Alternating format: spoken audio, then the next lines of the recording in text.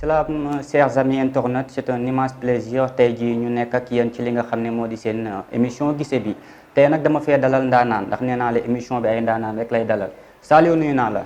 Ama fay naa la di nuyu waa mbokku internaute Sunugal 24.net di am mbégte ak contentement ci dalal bi nga ma dalal maa ngi lay sant bu wér a wér di nuyu waa Pikine bu baax a baax.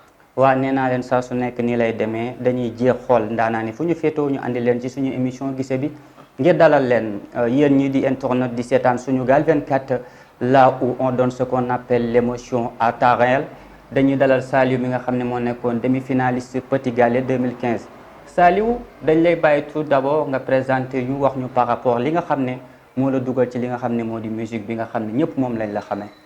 waaw Ama li ma dugal ci musique mën naa ni dama daan woyantu ci mbedd meeg yooyu noonu sa benn mag buñ naan Mame Diarra mun ma Saliou sonal nga ñu ak ay way pourquoi pas nga dem intégré wu ci benn émission buñ naan Sen Petit Gallé léegi du coup mu wax ma nan lañu fay inscrire ma dem def inscription bi ba ma demee tamit ñu ne ma jour bi ngay ñëw ci bañ ne ma jour boobu ngay ñëw ma ñëw jour boobu te jour boobu moo tomanteeg présélection bi ñu def li ñuy def xam nga jàmbeeg pexeem yàlla ak dogalam rek yàlla dogal ñu jël ma foofu noonu ma représenté banlieue bi. Saliou ba nga demee ba Sen Petit Gallé bëgg nañ xam nan nga dundee war a ñëw muy loo xam ne première expérience la nga dugg premier prime caméra yi wër la Saliou nan nga dundee loolu ci sa carrière musicale. waaw métti woon na trop parce que dem foo xamante ni kenn xamul fa en plus yaa ngi fay soog a dem. day métti ci yow trop en plus nga taxaw ci scène boo xamante ni mosoo fa taxaw. y a beaucoup de gens qui vont te regarder après mooy loolu quoi métti woon na lool waaye du coup on a géré quoi. ban expérience que dund foofu nga xam ne moo di Sen Petit Gallé ndax tey bu ñu nee Saliou yàlla ak Sen Petit Gallé moo tax ñu xam ko kon foog ñu xuus pour xool sa situation sa passage foofu nga xam ne moo di Sen Petit Gallé lu la fa gën a marqué durant bi nga fa nekkee. waaw Sen Petit Gallé li ñu fa marqué mooy ba ñu ñëwee dalal nañu ci jàmm teg ñu ci condition yu baax defal ñu lu bëri en plus wan ñu tàggat ñu ci wàllum musique tàggat ñu ci lépp waaye mënuma leen fay daal mënuma leen fay. sa biir wax dégg naa nga ne Petit Gallé tàggat nañ leen ci lu bari ci musique ci image ak ci valeur dafa am benn constat boo xam ne les Sénégalais ñoom ñoo ko wax ñoo def le constat parce que nee nañ li nga xam ne moo di Sen Petit Gallé dafa yàq la jeunesse di leen andi beneen système de vie boo xam ne adéquat war ak suñuy réalité suñuy coutume ñu mën a joxe exemple ci benn xale bi ñu naan Diarra bi nekk Now United gis nañ li nga xam ne moo di photo yi muy posté ci internet beeg yooyu gars yi ñu ngi ŋaaññi Petit Gallé yow nga nekk ki nga xam ne da nga représenté woon Petit Gallé lan nga mën a def analyse ci loolu nga xam ne ñu ngi koy teg ci deru compétition boobu di Petit Gallé ndax loolu ci anam yooyu lañ leen yaree ci biir kër gi. non anam yooyu moom yarewuñu ko ci biir kër gi. mais tout un chacun quoi kenn ku nekk libre nga dund sa vie comme ni nga ko bëggee. xëy na Mame Diarra noonu la ko bëggee mais ñun nit ñu ko jàngalee ak nit ñu tàggatee ci yoon woowu. ñun suñu dund mooy way dem répétition ñëw tëdd récupérer mooy loolu waaye peut-être dundam. moom noonu la ko gisee mais ñun moom gisewuñ ko woon noonu. yow sa relation ak Tata Ngoné ndax gis nañ ne après Sen Petit Gallé demi-finaliste bi am na fi ay all star yi fi am mais mosuñ gis Saliou bokk ci ñooñu nga xam ne ñoo def li nga xam ne moo di all star léegi Saliou naka la mën a dundee loolu. non xam nga boobu tamit xale laa woon tamit. parce que boo xoolee man demi-finale laa toogee. ay Dieyla ay Amadou ñoom ñëpp woon nañ leen. parce que j'étais 3 ñoom 3 lañu woon ak man may 4. te boo bëggee jël 4 Dakar banlieue boole leen ci benn kii te ñeneen ñi tamit matuñu 4 seen dëkk yi. moom boobaa day metti mais woo nañ ma comprendre naa. après ma remercier leen ci acte bi ñu def. kon mun nañ xaar Saliou ci all star yi war a ñëw. waaw incha allah rabbi. léegi dañuy dugg ci li nga xam ne moo di carrière yi parce que gis nañ Saliou ba mu jógee compétition Sen Petit Gallé dafa toog at yu bari yoo xam ne kenn déggu ko kenn gisu ko mu xëy rek génnee li nga xam ne moo di 18 safar pourquoi Saliou lancé carrière am ci 18 safar pourquoi choix boobu noonu. au fait dañoo toog diggante 2015 ba 2019. ñu toog man ak sama waa staff. maa ngi remercier waale Malick au passage. ñu toog ñu waxtaan ñun de bañ dalee toog ba léegi yàgg na. pourquoi pas ñu jug liggéey. ba ñu jëlee volonté boobu noonu. dem suñu benn grand bu baax bu tudd bu. mooy DG One Way Studio. léegi si lañ waxtaan ak moom du coup ñu génnee son bi ñu mixé ko clip ko def ko gis si exploit bu nice. gars yi savouré ko tamit. donc clip boobu di 18 Safar kon gis nga ci sa bopp am na impact ci sa carrière. oui Saliou mun nañ la laaj dafay liggéey ci label wala Saliou day liggéeyal boppam kese. waaw Saliou day liggéey ci label. en plus day liggéeyal pour fansam yi. liggéey pour ñëpp. nañ ko xaar ci yeneen daal. Saliou ban problème ngay am parce que Sénégal ñu ngi gis ne new génération bii di jóg muy créer musique sénégalaise dañuy faral di wax dañuy am problème par rapport à la production musicale bi nga xam ne dafa am benn problème bu mu am Sénégal est-ce que Saliou loolu mu ngi koy dund mu ngi koy jànkoonte par rapport ak ñeneen ñi li ñuy ñaxtu chaque fois. waaw xam nga ñun ay jeunes talent lañ. te bëgg nañ tamit ku ñu jàppale. ku ñu promouvoir. bëgg nañ tamit am visibilité. loolu dong mooy suñu problème. des fois da ngay génne single boo xamante ni. y a des personnes yoo xamante ni dañ si jàpp am ñoo xamante ni. dañ koy xaw a dëgëral. ñun ku ñu jàppale rek lañ bëgg. ku ñu jàppale rek bu soobee yàlla di nga ci gis résultat.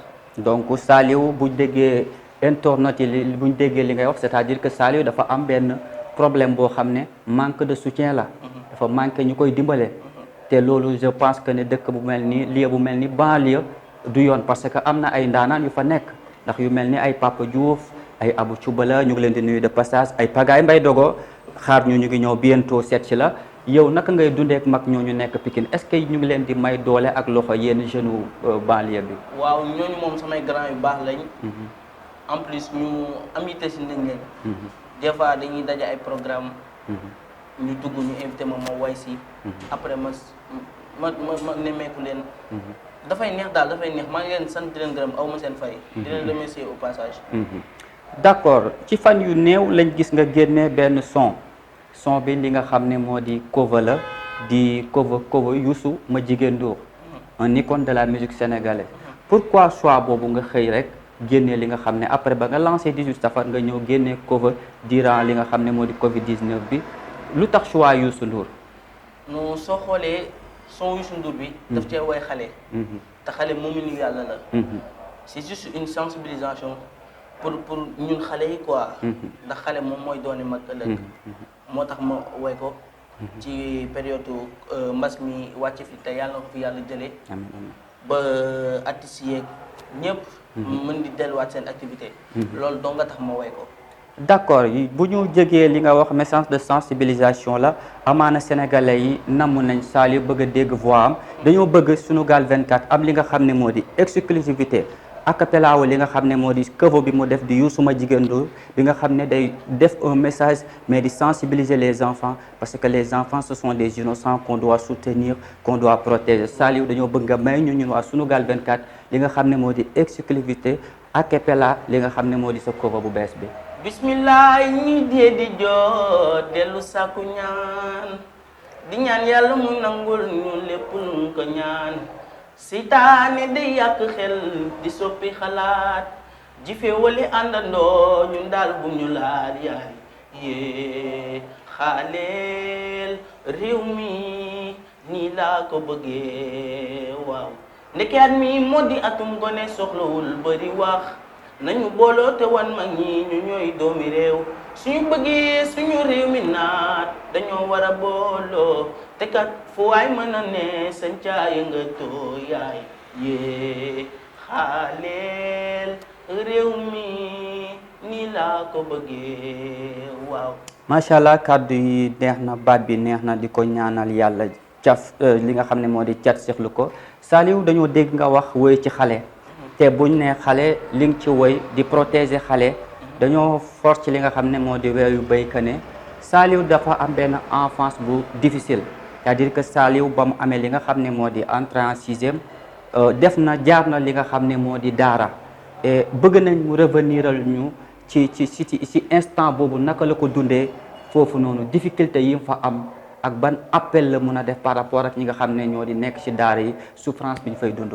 waaw ama boo xoolee daara ja métti woon na trop parce que dama am entrée en sixième fekk sama benn xarit bu jógee woon Italie dafa ñibbisi woon mu ñëw papa ji xarafal ko mu ko xarafalee ñu teg ci ay semaine rek mu yóbbu ko daara léegi ñu toog ay 3 mois 4 mois dégguma ko gisuma ko du coup ma wax sama yaay dama ko bëgg a dem seeti far yàlla nag ba ma demee ba seeti ko fa ñu téema fa ni ma da ngay jàngaale daara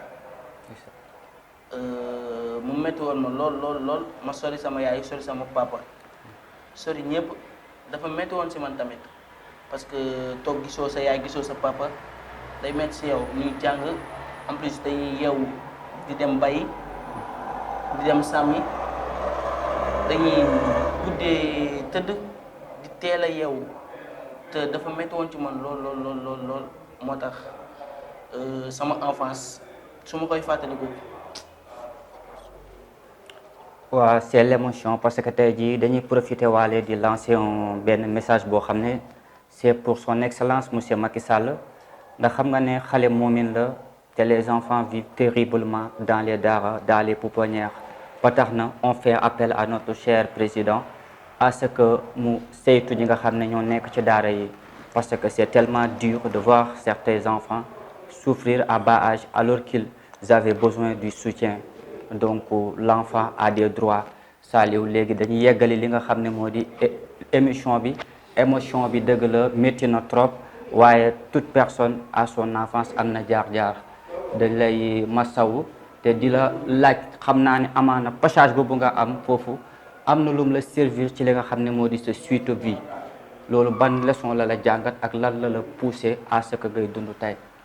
waaw jàngal na ma ni nit fépp foo nekk. da nga war a dox ak fit dox ak jom ak fulla ak fayda bañ kenn ku la tuutal wala yow tamit ngay tuutal sa bopp jàngal na ma lu bëri jàngal na ma tamit nit da ngay doylu nit da ngay gore jàngal na ma lu ne mais maa ngi sant daal maa ngi sant. On peut sentir li nga xam ne moo di émotion ak vécu bi mu am moom moo ko affecté moo ko téye ki nga xam ne moo di Saliou c'est un porteur de voix donc bu waxee dañuy dégg ndax c'est son vécu lay nekk di expliquer day am li nga xam ne moo di émotion mais réew mi tey dafa am ci li nga xam ne ci la nekk mooy li nga xam ne moo di Covid-19 nga xam ne instant bi affecté na dëkk bi àdduna yëpp la affecté yow en tant que porteur de voix ban message nga ci mën a jàllale li nga xam ne moo di peuple sénégalais yi par rapport ak li nga xam ne état teg na ko pour ñu mën a daan li nga xam ne moo di Covid-19. waaw nañ respecté mesure barrière rek bu ñu bëggee mbas mi jóge suñu réew. ñiy raxasu nu ko médecins yi diglee rek nañ koy def. parce que noonu rek lañ mën a def pour mbas mi jóge fii. man message boobu rek laa ci mën a lancer. Saliou fan la toll léegi projet yi fan la toll Saliou lan lay waajal li nga xam ne moo di askanu Sénégal ndax gisuñ la kat ci corona bi nga woy ndax gis nañ ñoom Soxu Bébé ñoom Jeyla ñëpp woy ci li nga xam ne moo di corona mais gisuñ Saliou lu tax loolu. non Saliou mi ngi liggéey. mi ngi ci ay projet mi ngi ci ay son yi ñëw nañ ko xaar ci beneen facette quoi. dama bëgg Saliou est-ce que doo ñu may exclusivité tamit ñu xam kañ la Saliou di ñëw ak lan la ñuy waajal nag.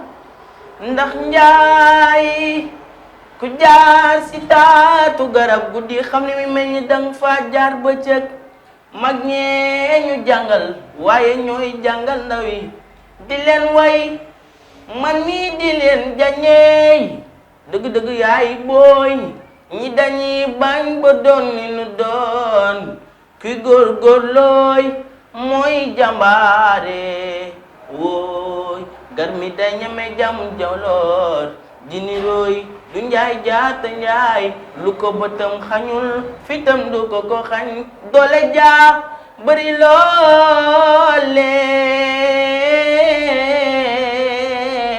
waaw di leen way man mi di leen jaañe waaw rafet na xool sedd na nee naa leen ici dans votre aimable site internet qui fait l'exploit mais qui fait la différence toujours on vous donne les exclusivités tey jii ndaanaan gi ñu fi jàkkaarloo mu jox ñu li nga xam ne moo di exclusivité ba tax ñu nuyu la banlieue di nuyu waa Pikine rawatina waa quartier Ndam di masaw di fàttaliku suñu mag ji suñu xaj ji nongoloo mu Sëriñ Fàllu mi ñuy jooy te noppeeguñu di ndaanaan Saliou tagg ko gaj ko donc Saliou tey jii dafa am benn fu ñuy tëjee fi nga xam ne tey jii moo nekk actualité à la une ñu gis xëccoo suuf si gisoon nañ ko ci littoral bi avec Barthélémy Diaz tey ñu déglu ki nga xam ne moo di PDG Sedima Babacar Ngom aussi mu am problème ak ñi nga xam ne ñoo di village yi nekk ci réew mi yow ban jàngat nga ci def en tant que porteur de voix ban message nga mën a véhiculer ak li nga xam ne moo xew ci réew mi. waaw ama soo gisee maam nit lépp looy def da nga koy def ak tey ak dal ak ci sutura tamit ndax suuf si dëgg la moomuñu ko waaye nañ ci def nànk man loolu lañ laa ci mën a joxe. Saliou lan lay tàggatoo ak li nga xam ne moo di fansam yi ak ñi nga xam ne ñoo di aimable internetu Sunugal 24. waaw maa ngi tàggu waa Sunugal 24 di rafetlu tamit invitation bi. di la gërëm yow mi sama présentateur bu ñaawul bi di sama xarit di sama lépp. maa ngi remercier sama waa staff. ndax ñoom ñoo may dooleel. ñoom rek laa am. su ma waree jàngi dañ may woo Saliou dama nga jàngi. su ma waree dem studio tamit noonu. maa ngi leen di sant ñun ñëpp. di jël nuyoo bi teg ko si loxo Malick. mu jàllale ko gars yëpp ndax xel day fatoo. maa ngi sant sama yaay. sama yaay ak sama papa maa ngi leen di sant bu wér a wér a wér. di sant samay mag di sant samay rak. di sant Mahadi. di sant Ousseynou Gueye sama xarit bu baax. di sama lépp taalibe Serigne Fallou. di sant sama yaay Ndeye Yade di sant ñëpp di sant sama boy yi may àndal yëpp ñoom Malick. ñoom BMG. ñoom Fallou ñoom ñëpp maa ngi leen di sant. di gërëm waa Pikine. ndax dama juddoo Pikine yaroo Pikine di tiitaroo Pikine. ndax Pikine rek laa am. maa ngi leen di sant bu wér a wér a wér. di ñuy ñëpp daal. ndax xel day fàttu. dëgg la duñu tëj te seede wuñ benn seede parce que dégg nañ tamit sénégalais yi di wax ne Saliou ku bëgg yaayam la ndax am na benn jour mu dem programme ñibbi si lañ ko fayee si la ñoon fekk yaayam di kërti mu jëndal ko gaz jox ko li nga xam ne moo di dépense te ce sont des actes yoo xam ne il faut le souligner bu xale di def loo xam ne lu rafet la foog ñu wax ko Saliou naka nga dundee woon émotion boobu jógee programme am xaalis war ko def sa poche jënd say bagage say yére mais dégg nañ da nga ko jël jox ko sa yaay mu jënd ci gaz def dépasse acte bu rafet boobu nan nga ko dundee woon ak Saliou li ko relier ak yaayam cofeel ak mbëggeel gi mu am ci yaayam. waaw ama loolu boo koy wax sama xol sax day sedd. ndax nit ku nekk. ñaan la gën a soxla. te damay jóge programme. barke Serigne Touba. ci am xaalis. sama manager du ma bàyyi may wax loo xamante ne mooy loolu. di ci am xaalis su ma demee fekk sama yaay ci benn atmosphère boo xamante ni. mooy loolu daal damay njëkkati xaalis bi yëpp jox ko. donte man maa doon way de su ma neexoon génnee ci ni xaar ma dem jënd si yére. wala daal wala lii wala laa su ma ko joxee. damay ñaanal te ñaan boobu noonu su ma demaatee beneen programme dama ci am lu ko gën a bëri. moo tax mënu ma koo sant. mënu ma koo fay tamit. yàlla rek laa koy bàyyal. waaw yàlla rek la koy bàyyeel di ñaanal sa yaay gudd fan fekkee lépp yow it ñu lay ñaanal carrière gu raw sa njortu. C'était un immense plaisir de recevoir aujourd'hui aimable ami internaute ki nga xam ne moo di Saliou mu banlieue Saliou bu Petit Gallé tey ji mbégteeg bànneex la waaye dañu te jaale wuñu waa Pikine rawatina Ama Baldé ñi nga xam ne moo di Jules Baldé Junior mi nga xam ne làqu na fi ci fan yu weesu waaye Abdou Seck tamit du suñu xarit ñu doon ànd ak moom yàlla mi nga xam ne dara tawu ko jël ki nga xam ne moo di soxnaam mu génn àdduna di leen ñaanal aljana doot li nga xam ne moo di seen kër gu mujj nii la ñuy dëkkeek saa su nekk ci seen émission gise bi ànd ci Sunugal 24 nee naa la on n'a pas besoin de copier pour avancer on n'a pas besoin d'imiter pour persévérer mais chaque fois c'est l'engagement c'est l'innovation c'est la création qui donne la charme de notre site internet on fera l'exception on fera toujours le maximum de vous donner de vous délivrer les émotions les informations à temps réel mais de vous donner des expériences mais aussi de vous expliquer les vécus que vous n'avez jamais imaginé dans les milieux showbiz chaque jour dinañ dalal ndaanaan chaque jour dinañ waxtaan ak ndaanaan foo nekk nag ñu xaar ci ruq-ruqaat yi dinañ andi ndax seen mbégte mooy suñu bànneex suñu cofeel ci yéen a fort kon on vous dit à la prochaine portez-vous bien peace and love